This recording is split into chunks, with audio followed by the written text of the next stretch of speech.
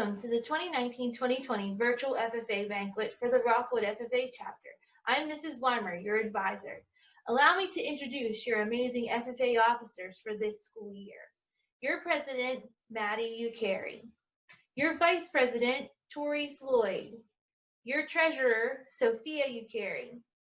Your secretary, Allie Snyder. Your chaplain, Tyler Harold. Your sentinel, Max Barkman. Your student advisors, Brexton Wyatt and Jenna Miller. Your historian, Josie Bartels. And your reporter, Riley Weimer. And now for our president, Maddie Ucari, in the meeting.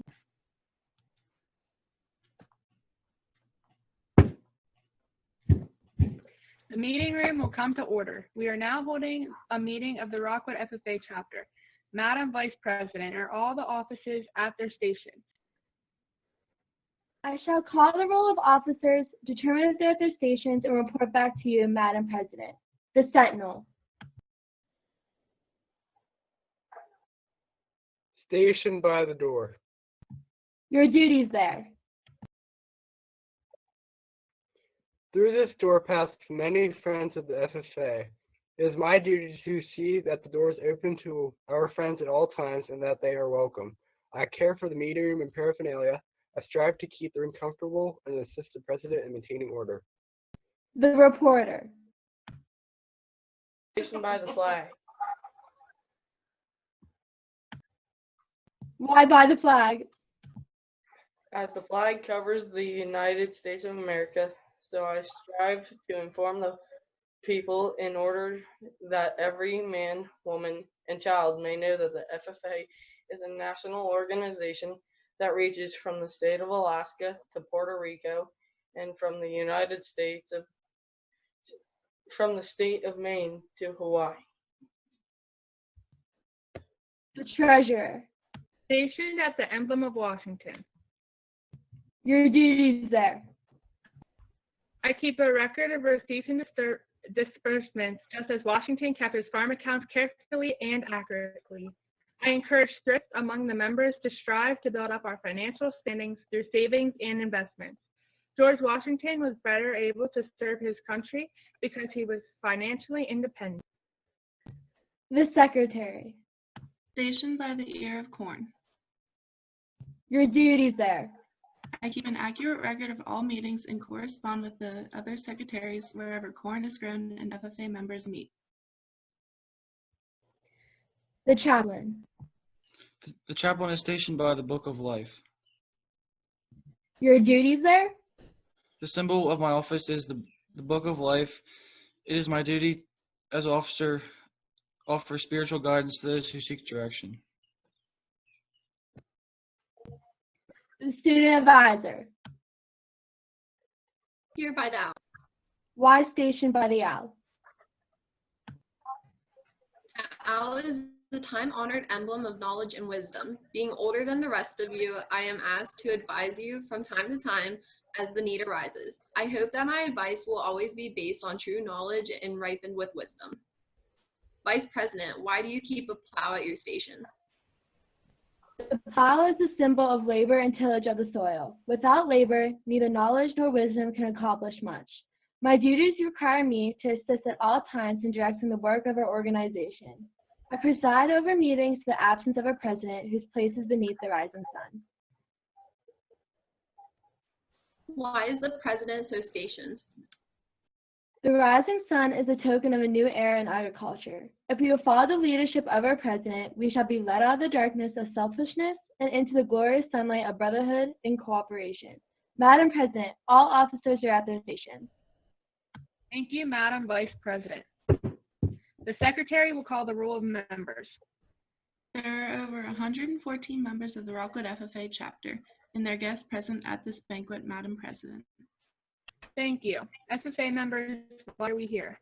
To practice brotherhood, honor agricultural opportunities and responsibilities, and develop those qualities of leadership which an FFA member should possess.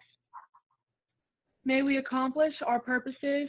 I now declare this meeting of the Rockwood FFA chapter open for the transaction of business or attention to any matter which may properly be presented. Welcome to our 6th annual Rockwood FFA Banquet.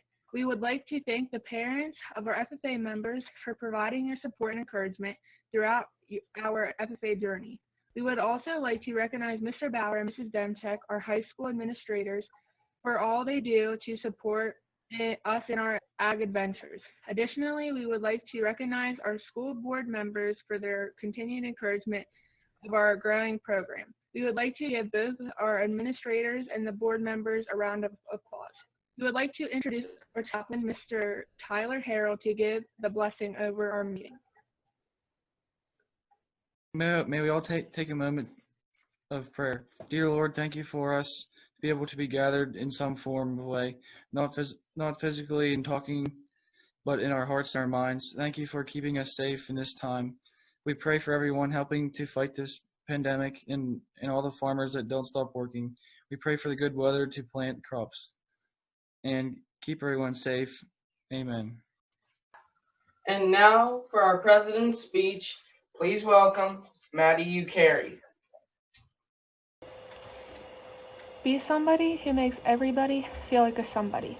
This has become quite easy in such an amazing organization that has become a huge part of my life. When I went to my first leadership conference in the 9th grade, I was definitely the one who stayed with my friends and didn't venture out of our school people too far. But over the past couple of years, I've learned to accept that everyone that's wearing a blue jacket has the same interests and passion, and not to be scared of meeting new people. This past leadership conference, we were told by our state officers to write our name on a sticky note, put the sticky note into one of our shoes, and throw it into the giant circle we had made. We had to return the shoe to its owner and learn 3 things about the person. At first, I was like, this is weird. But that, along with other icebreakers, allowed us to meet and learn about other FFA members in our county. And it's always cool to hear about the different backgrounds and projects that fill everyone's individual FFA career. I was sad to see my FFA career cut short. I was looking forward to our fish trip and to see if the boys were going to have to jump into the creek again to find personal items they've lost. I was ready to be in front of everyone at my last banquet. Although this works, it's definitely not the same. Oh, and no one will be able to see us matching with our official dress and Crocs. The class of 2020 was Mrs. Weimer's first class of 7th graders when she came to Rockwood. Saying she was an amazing teacher is an understatement. Not only did she make videos of herself to help us remember things like meiosis and mitosis, but we also did fun things. We saw what happens during an earthquake with Jell-O in a house built with marshmallows and toothpicks. We made ice cream and butter. And of course, we had to make breakfast one day to see whether different fat percentages and grades of meat made a difference. Mrs. Weimer is probably one of the only teachers that one minute will be singing you a song to motivate you or warn you about what's going to happen if you don't stop what you're doing, and then the next is handing you the box of tissues when you're about to have a meltdown after a rough day. I will forever cherish everything I've learned and taken away from you. You are a huge part of my high school career and where I am today. And you know how being a senior now, teachers will say, well, you were like that in 7th grade too, when we say something about the underclassmen. But it's okay, because we all know we were her favorite class of kids. It's sad to think that this time last year, I was giving a farewell to the seniors, and this year I'm saying goodbye. To the seniors, my class, we are the first class to have to experience what we are going through right now. Although everyone is trying to make the best out of it, I believe that each and every one of us will be stronger in the end. Maybe it's not the best story of our senior year we want to tell our future families, but it's a lesson. Enjoy every moment. Class of 2020, I believe we will do great things. Going into an ag career or not, I wish everyone the best and always remember the lessons learned and friendships made in our small town FFA chapter. Wherever our futures lead us, I want us to remember this quote from John Quincy Adams, which says, "If your actions inspire others to dream more, learn more, do more, or become more, you are a leader." Our small town chapter has a lot of leaders, and our chapter will always be a part of who I am. Rockwood FFA chapter, I wish you all the best. May you continue to grow, volunteer, and support one another, for you are all leaders to someone. Thank you. Thank you for your wonderful speech, Madison. Now we would like to introduce our keynote speaker, Mackenzie Glass.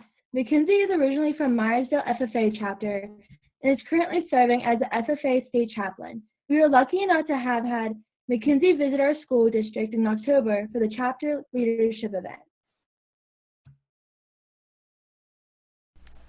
Hey Rockwood FFA, it's Mackenzie. I hope you all are doing well, and I hope you all are staying safe during these difficult times. In this message, I hope to bring you a piece of inspiration and hopefully a piece of positivity. Now, if there's anything that I believe in more than the future of agriculture, it's that I believe everything in my life, your life, and the lives around us, everything happens for a reason. Whether it's the good, the bad, whatever it may be, it's all happening for a reason. And sometimes those reasons are unknown. And what's happening in the world right now, it's a reason that is kind of unknown. And we don't really know what the future is going to look like after this. But as FFA members, if we keep ourselves positive, we keep our heads up and keep going, there is no doubt that the future could be bright and shiny. And I know that this is not how we wanted our year to end. And I know this is not how our seniors anticipated their senior year going. And my heart goes out to the seniors everywhere. I wish you all the best in your future endeavors. You're going to great and amazing things. And I know that we really can't do a lot with our friends right now, and we can't go to different places. But I'm going to challenge you all to do this. I'm going to challenge you all to live your best life, or to live your life to the fullest. And we all have different ways of living our best life, whether that's through service, self-love and care, or anything that it may be. The best way to live our life is to our own standards and by our own choices. Maybe it's being with family, giving back. And I know for me, this year, I have definitely lived my best life, and I've lived it to the fullest by being in this blue and gold corduroy and serving this amazing association and the organization that it represents. Being around the members, being around my teammates, or wherever we may be in the state, I have lived every moment to the fullest. You guys are doing great. You're going to do amazing things. Keep your head up, stay positive, and keep going. Bye, guys.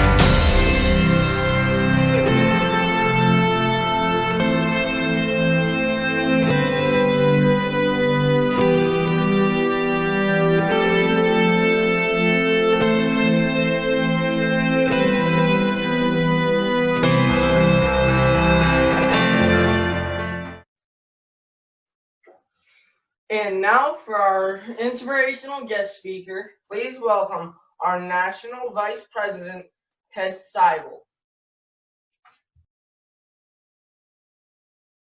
Hey there, Rockwood FFA. I am so excited to join y'all for your virtual banquet tonight and share a few words about some things that I've learned in FFA.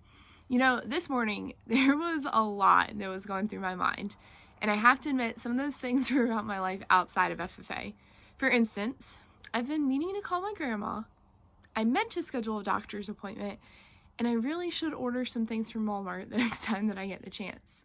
Another thing that was on my mind, though, was about a birthday present that I have to get for a friend back home. I don't know if you've ever been in this situation, but a birthday present for a good friend, I mean, that is a whole beast in of itself.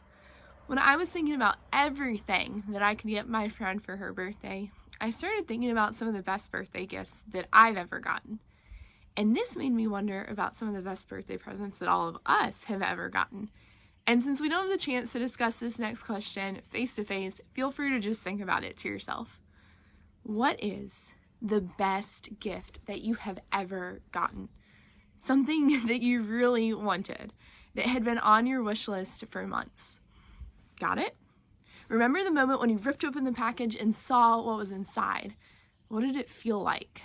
For me, when I ripped open my dream package, I felt on top of the world.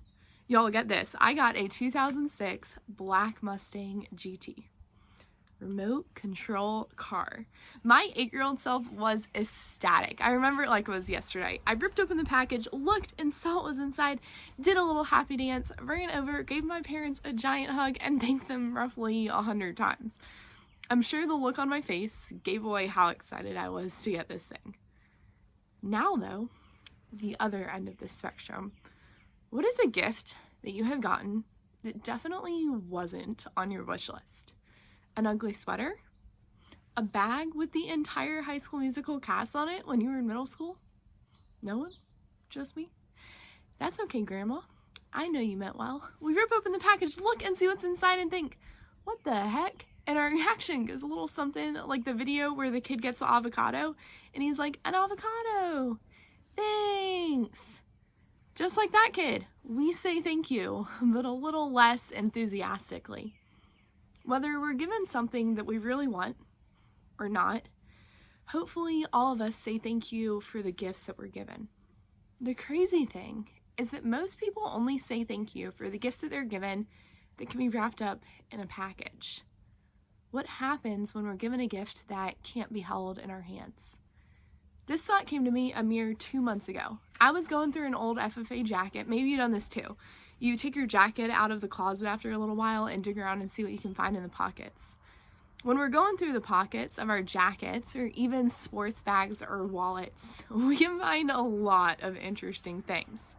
For example, the last time I went through my jacket, I found a crumpled up dollar bill, a chapstick that I swore I lost, and a penny.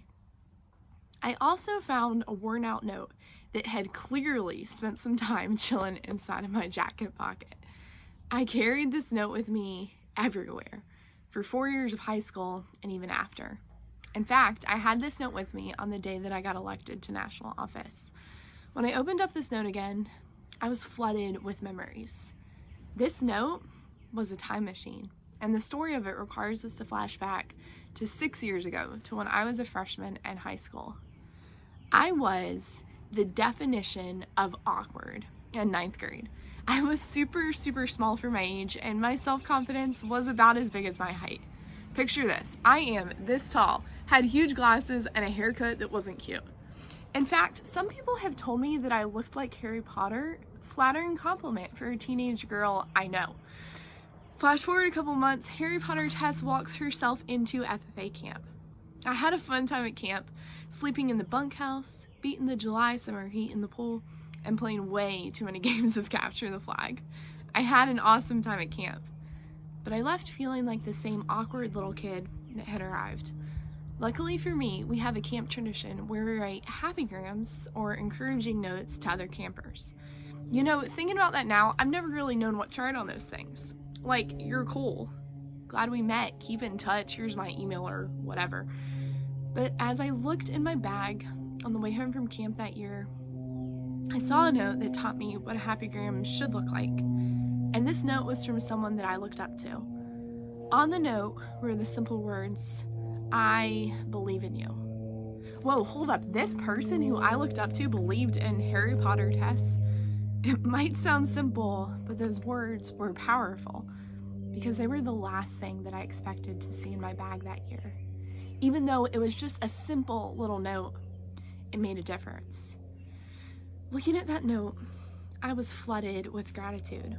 This was the first time in my life I had ever heard these words from someone that wasn't a blood relative. As much as that note meant to me, however, I was faced with a real dilemma when looking at it. Whoa, this is the nicest thing that someone has ever said to me. But where do I go from here? Do I tell him thank you? Maybe, but that'd be way too weird, way too awkward, way too uncomfortable. I'm just not gonna say anything. Yeah, I'm just gonna keep this one to myself. And that's exactly what I did. For 4 years, I tucked that note inside of my jacket pocket and kept it all to myself.